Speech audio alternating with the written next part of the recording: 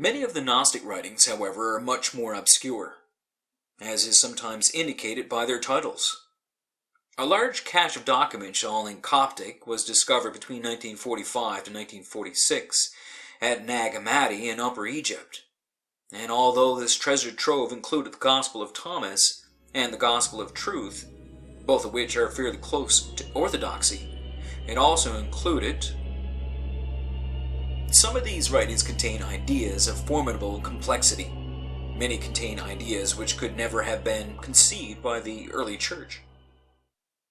The Gospel of the Egyptians, for example, has the indescribable source of all things, the Father of Silence, producing a trinity of Father, Mother, and Son. This was hardly biblical, and in any case, it seems that one of the many things that the early Christian fathers objected to about Gnosticism was its positive evaluation of women, and what we might call the feminine principle. As far as the many of the Gnostics were concerned, theirs was the true Christianity.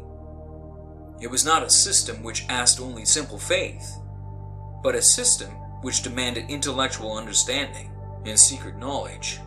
A system not for the many, but for the few. A system not for sleepwalkers, but for spiritual athletes.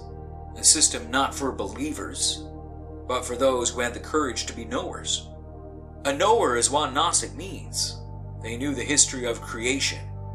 They knew why we are as we are. They knew the nature of the prison. They knew the truth about Jesus and his teachings.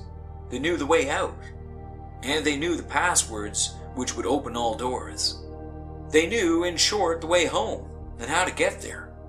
And there is no doubt that their knowledge was much esteemed, and that Gnosticism was very popular. There is no doubt, too, that it was both feared and disliked by the fathers of the Church. One of the reasons for this dislike certainly entailed numbers. Early Christianity was eager to proselytize, but the pseudo-Christian Gnostic sects would frequently offer a religious system which was decidedly more attractive and far more intellectually stimulating than early Christianity. They could offer a guaranteed way to salvation. They were often far more similar to the pagan systems, which the converts were thinking of leaving. And they could combine all this with the idea of a secret knowledge known only to the elect, and therefore provide their adherents with the sense of superiority, of being so much better than one's fellows, which human beings of all ages have found so dangerously attractive. If then pagans who were dissatisfied with the prevailing systems were looking elsewhere, there was a very good chance that when faced with a choice between Gnostic Christianity and Orthodox Christianity, they would choose the former.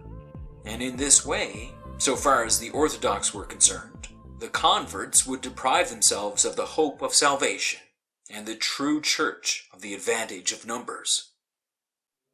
For this, and for other reasons, the Christian pastors of the first 2 centuries were forced to keep a continual eye, 2 eyes in fact, on the progress of Gnosticism, and until it began to fade away in the later 3rd century, it was regarded by the Church Fathers as one of the greatest, if not the greatest, danger to the truth of the faith. Of these 3 schools of thought, Stoicism, Platonism, and Gnosticism, it was unquestionably the second which had the most profound impact on Christian doctrine.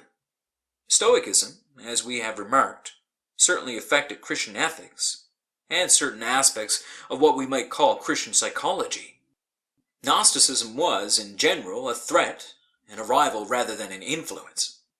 But Platonism formed and molded the most fundamental and distinctive principle of Christian belief, the doctrine of the Trinity. To see how and why this occurred, we must now turn our attention away from the philosophers and the Gnostics to the early Christian fathers themselves.